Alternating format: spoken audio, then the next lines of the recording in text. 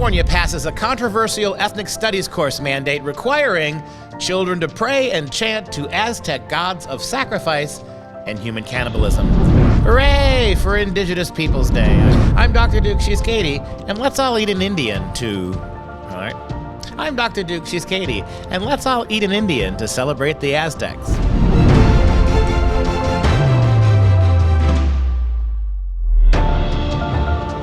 Hello, everyone, and welcome to the Dr. Duke Show. As you know, or if you don't know, and if you need to know, we are that only program, the one and only, that keeps you educated on the craziness impacting K-12 classrooms and college campuses around the world. Before I start, I do need to give a great big shout out to our newest sponsor, Clean Start. This is the little beauty right here. This is the gold standard of hand sanitizer. Not only is it a foam, not only does it have no scent, not only is it incredibly powerful, it kills everything. This is called Clean Start. You can buy a big jug there like you see on the picture, and you can fill into individual size bottles that they send with it. So support them and support us and support your cleanliness, because it's next to godliness. That's why you want to do it. Simply visit freedomproject.com/clean, K-L-E-E-N. That's freedomproject.com/K-L-E-E-N. Okay, we start in Commie-fornia, as Governor Newsom has made his state the first in the union to require ethnic studies courses. This one is on the oppression of people of color in America, and we've talked about this story before, Katie. This is the infamous ethnic studies course where American school kids, you know, separation of church and all that, church and state. American school kids in this ethnic studies course, are actually demanded, it's ordered, that they chant and pray to the Aztec gods of cannibalism and murder. And so these same California schools where if you actually sneeze, psalm, and it sounds like, I don't know, the word psalm, they're going to have you arrested for breaking that sacred boundary between church and state. But when it comes to honoring the religion of the Aztecs, apparently the kids are going to be acolytes firsthand. And I want to make sure, Mom and Dad, you heard correctly when Dr. Duke said ethnic studies course, not ethics course. No, we can't have ethics. ethics. Some ethics. Ethnic. Did I drop my N? No, I'm just making sure everyone listens closely, because how dare we have like an ethics course in California and I'm for pretty anything. sure that would not tie itself to the Aztecs' behavior in any way. No. So as we've talked about before, it had been a bill, and now it became the law. And of course, Gavin Newsom signed that bill into law. And he said, after signing, high school students in California will be required to learn about the contributions and oppression of people of color in America under, again, the measure that he had signed. He said that basically the new law adds a one-semester ethnic studies course to the state's high school graduation requirements for public schools, starting with the 2029-2030 school year. So they have a little bit of time, but you know what? We're going to have this get out right away, because we just want to make it so the kids can take it sooner, and then it'll be mandated, because then it won't seem like such a big deal, because it'll be an elective first, and it'll just seem like, oh, well, they've had it as an elective for so long. Might as well mandate it. I'm wondering why. I know what they did. Wonder why it's taking so long to get into the schools. I do know that there are multiple organizations who are fighting this, particularly the religious aspects of the curriculum. And you can't really overstate how bad this is. At one point, Glenn Beck, when he was reporting on this particular class, called this the most terrifying story he had ever had to cover. And the National Review magazine said this is perhaps the most extreme curriculum ever offered up for consideration in American public schools. Among other things, the premise of the course is to kill the Christian God.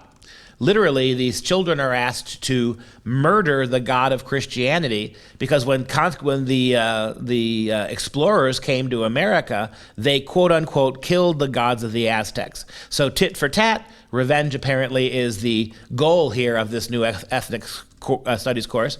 We're going to kill the Christian God by resurrecting the God of the Aztecs, praying to these gods, and to use these gods to inflict, in their words, not mine, a genocide on the Christian God. This is what's going on in California high schools now. Instead of studying, the colonial period or the Civil War, no, we're going to spend our time studying this. As Newsom said, This new bill, which is law, will enable our students to learn their own stories, like the Aztec gods, and those of their classmates. And a number of studies have shown that these courses boost student achievement over the long run, especially among students of color. Can I raise a hand here? Well, you are. Who's going to teach the history of all of those dead and eaten Indians? I mean, what about them? No, we don't know. We don't know. But as Newsom said, America is shaped by our shared history, much of it painful. Much of it painful? I would say some of it painful, but much of it painful, and etched with woeful injustice. Students deserve to see themselves in their studies, and they must understand our nation's full history if we expect them to one day build a more just society. May I raise my hand one more time? You're already raising it. Okay. So the Aztecs were Mexicans, the Indians they killed and ate were Mexicans, and it was the Spanish who destroyed the Aztecs. What does this have to do with American history? Why are we blaming American history for this? See, she usually doesn't like my hand raises, but she had to concede that one wasn't too bad. Well, because I used to teach about the Aztecs. There you go. To the 7th graders. Anyway, the Assembly member, Jose Medina from Riverside, who authored said bill, was just, he was so excited about it. He had, at the signing at least, had said that this was one step up in the long struggle for equal education for all students. In his statement, he said the inclusion of ethnic studies in the high school curriculum is long overdue. Students cannot have a full understanding of the history of our state and nation without the inclusion of the contribution and struggles of Native Americans, African Americans, Latinos, and Asian Americans. And there is a picture of the funky cold Messina right there next to Gavin Newsom. And the funny thing about this is that he does the exact same repeating of what Gavin has to say. Same old cliches. I asked my question again. None of this has anything to do with American history. And why are you incorporating in a public school classroom required prayer and chanting to gods? I mean, that strikes me as, I don't know, a little beyond the pale. And Mr. Medina also took some time to thank his homies for making this ethnic studies course a thing. He says, I want to acknowledge the countless young people, high school and college students, teachers, and professors who have organized, demonstrated, boycotted classes, and gone on hunger strikes to demand a more equitable and inclusive educational system. Does that mean one where they don't go to class and get applauded, apparently, because that's what you just said. So how is that? And one There's no where education in that system. An education where they replace alleged murderers with actual murderers and cannibals. And call that, my friends, equity.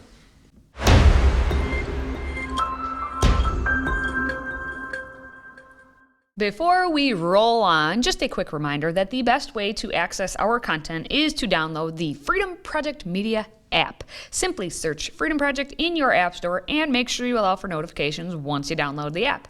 Also, if you like listening to the audio podcast, we are available on Apple, Google, SoundCloud, and everywhere else. Now, we went all the way from Commie-fornia to Ohio.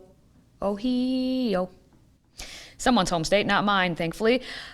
We have our next generation of elementary educators supposed to be teaching then the next generation and the generation after that. Well, this current, generation of educators who, again, are supposed to be getting educated, I can't stress that enough, that they're supposed to be getting educated, they're being told all about the racism, the oppression, the sexuality, and the privilege. It's all out there for them to learn so that they can then pass it along. Those being educated in the early childhood education program at Ohio State University, they're making their intent easily known to everyone by requiring all these early childhood educators, future educators, to take the most ridiculous of classes and call it education. So they have to take courses such as equity and diversity in education, teaching and learning of social studies, grades pre-K to 5, which you would think that, okay, that sounds good. We'll get into what it actually entails. Language and word study for all learners, and diverse literature and comprehension. So we're going to take a look at the actual curriculum that they have for these students who are going to be supposedly elementary, early childhood educators. And we begin in social studies. Well, what should you learn in social studies to be able to teach the youngest of our students? they're taking teaching and learning of social studies grades pre-K to 5, and that's being described as an opportunity to examine interesting and effective social studies content knowledge, cultural understandings, and pedagogies for the early childhood learner with global context. Well, that's fine and dandy, but when your required text, the two that they require in their syllabus, it's Ta-Nehisi Coates' Between the World and Me. If Dr. Duke would like to explain that book. All I have to say about it is a race fraudster writing fraudulent books to fraudulent audience. How about that? And getting paid a lot of money. There you go. Cleaning up in the next iteration of Jesse Jackson and the Reverend Al Sharpton, the newest group of race hustlers. I'll tell you what, they'll say this. The newest group of race hustlers, the Ta-Nehisi Coateses and the Abraham Kendis, they're going to be making a lot more money than their forefathers did, shaking people down. The other book they must read is Mary Cowie's Black Ants and Buddhists. Good Lord. Thinking critically and teaching differently in the primary grades. And then all the other readings, of course, are going to be articles blasting everyone as being a racist. But those are going to be available online. Now, Campus Reform actually was able to get examples of worksheets from within a lot of these classes, including this one, where one worksheet actually proposed that the U.S. Constitution guarantees every citizen the right to vote. Oh wait, no.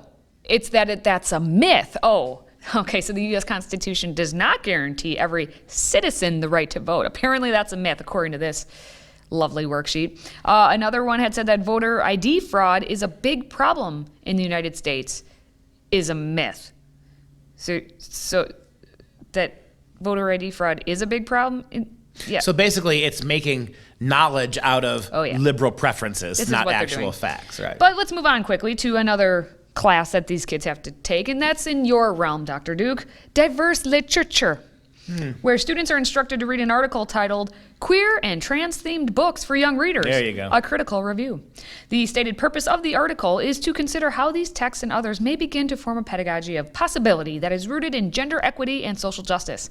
Again, these are the future educators of your pre-K through 5. At every talk I've given across the country in the last 6 months, I say exactly this. Here's your problem. As bad as it is right now, in a recent survey, it says about 40% of American public schools rabidly defend critical race theory, but 60% of the teachers are not terribly interested in it. However, notice what happens in the education departments. Your education departments, where the next generations of school teachers are coming from, are completely, as Katie just demonstrated, completely left-wing, completely not about history, completely not about even telling the truth about things like the Constitution. For the next foreseeable 30 years, next 50 years as far as we know, we're going to be teaching teachers radical political ideology instead of education. You think it's bad now? Wait until the commissariat locks this down, and every teacher your kid has, without exception, is going to be teaching critical race theory. And they'll be telling you still it doesn't exist in the public schools. Well, and that's why in your math class that you have to take to learn how to be an educator of these little kids, the teacher syllabus includes Professor Smucker's accountability to you. And the professor in that syllabus outlines questions students should use to hold her and this course accountable for their education. It says, does my methods instruction address the racial and cultural mismatch of the largely white teacher population and increasingly non-white student population in the U.S.? This is your math teacher who's supposed to teach you how to teach math to little kids, but it's all about race. It's okay. In literacy, literacy is one of those courses that we all had to take, which was just absolute BS. That's where Howard Zinn came in, that we had to learn. But anyway, there were photos of slides shown in their class that Campus Reform was able to get, and it said, how could you let this happen? An article here that says, dealing with second graders and rape culture. Oh, this is what our future teachers are supposed to read to learn about literacy. How could you let this happen? Dealing with second graders and rape culture. And isn't it Try interesting to understand that they're all about the rape unless it happens by a boy in a skirt in a Virginia school bathroom. And then suddenly no one wants to talk about rape or sexual assault. Do you notice that? Watch our episodes this past couple weeks here. You'll understand what he means. If you haven't seen them yet, Loudoun County, Virginia, look it up. They also have to read, opponents of critical race theory don't even know what it is. They just don't want students to engage with the concept of racism. And of course, they must read Black Boys in White Spaces. And okay, one more, because we have to hit science. We haven't talked yes. about science yet. In science, they're going to be reading an article called Grappling with Racism as Foundational Practice of Science Teaching. As the textbook says, current science teacher education frameworks do not substantively engage with how racism organizes science teaching and learning. This is great. So you're hitting, you want to get an education degree in America right now, be prepared that it's all racism all the time. And it's predictable, right? Everything that is traditional, every typical subject for understudy, every learning benchmark, every meritocratic mastering of subject matter is all racism. And one endless apology for anybody who's not white not learning anything, because, it's so hard to study science without... See, how dare we study science without... calling up black kids all the time and telling them how wonderful their science is. The idea that the history of science has a lot of white people in it, that's just it. Somehow that impacts what they're going to learn. Silly, but this is what they do.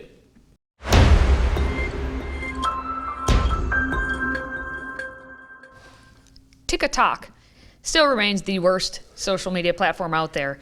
But it does allow the less than intelligent people. How anti-China are you? I am. Why do you hate the Chinese? The TikTok. It allows the less than intelligent people, I'll say, to basically out themselves and all of the insanity that ensues within them. And so this is where we're going to insert a teacher who basically wanted to be cheeky about teaching ostinato to her music students. But she basically outed herself and said the quiet part out loud. Here's your ostinato. Terrorist, terrorist, purple for parents are. Terrorist, terrorist, purple for parents are. While some had good intentions, they all were misinformed. Now threatening violence, doxing teachers has become the norm. They come to school board meetings with lots of things to say. And they will bully, cuss, or scream if they don't get their way. As you can see from said non-teacher teacher, ostinato, terrorists. She just outed exactly how she feels when viewing the parents. She says, terrorists. Purple for parents are. Terrorists, purple for parents are. What she's referencing there, she's calling parents terrorists, and the purple for parents is actually a group. There's a website where on the website, this is what the group does. In an effort to combat the false truths and damage caused by hashtag Red for Ed, Red for Ed, the hashtag Purple for Parents movement began in Arizona. The goal is to empower parents with information, those terrorists, and get involved in their children's education. That's only the teacher's job. As more teacher strikes happen across this country, more people are fighting back. We support teachers, we demand higher standards for our educational system, and we call upon the districts for complete funding transparency. That clearly means they're terrorists, according to this music teacher. So she's using a kind of staccato way of expressing notes in music, turns it into, and the example she comes up with is one of about how moms and dads who don't like the critical race theory, don't like the curriculum, they are domestic terrorists, basically, and isn't that sweet?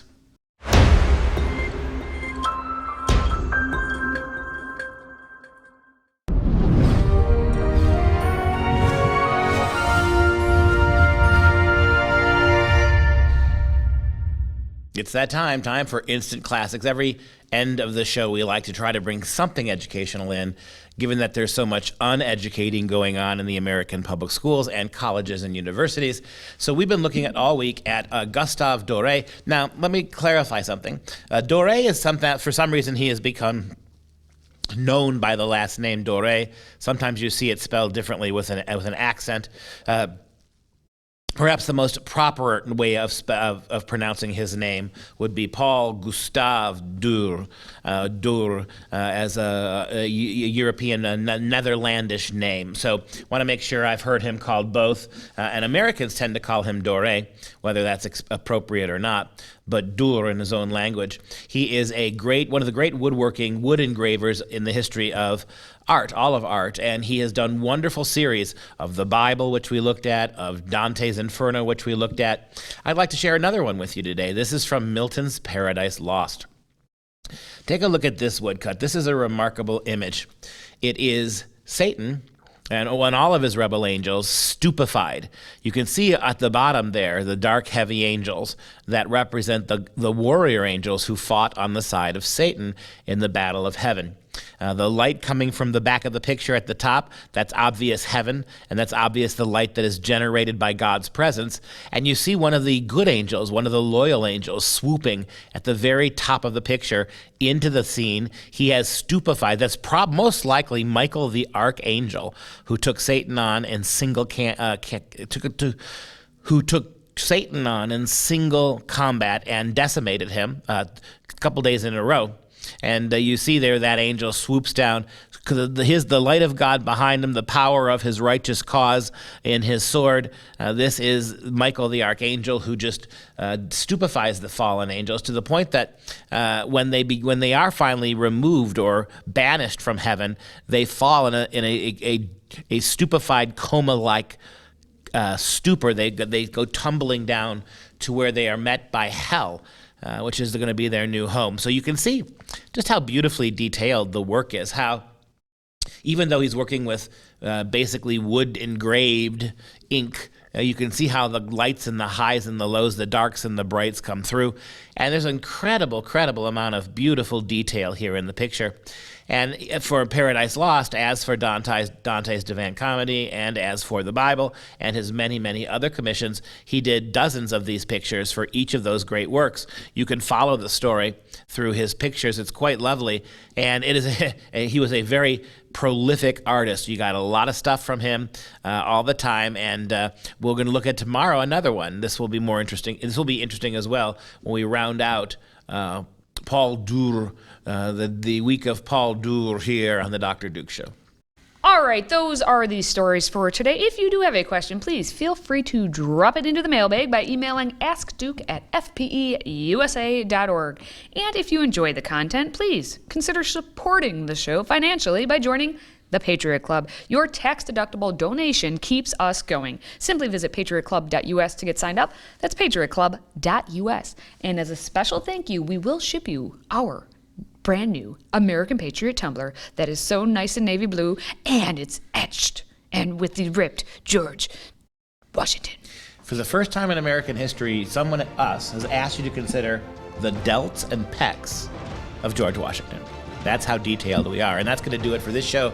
For Freedom Project, I'm Dr. Duke. She's Katie. Until next time, stay swole, my friends.